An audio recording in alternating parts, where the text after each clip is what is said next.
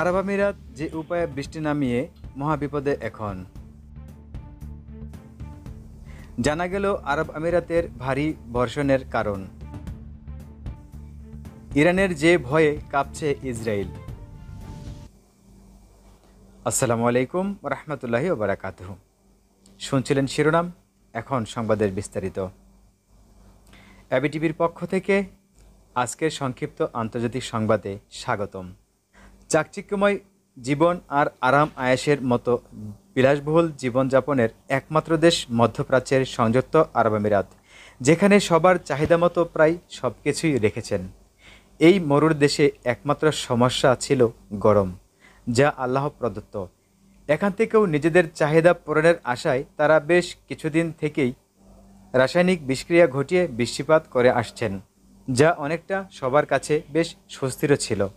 কিন্তু গত ৭৫ বছরের মধ্যে সাম্প্রতিক কালের ভয়াবহ বন্যা আমিরাতের বসবাসরত জনগণ এবং সারা বিশ্ববাসীকে ভাবিয়ে তুলেছে।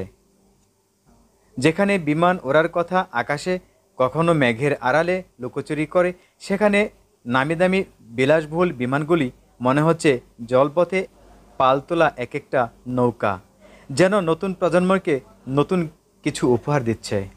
কোনো কোনো বিশেষজ্ঞদের মতে এটা প্রকৃতির বিরূপ প্রভাব, জলবায়ুর পরিবর্তন। কৃত্রিমভাবে ভারী বর্ষণ করা কখনো সম্ভব নয়।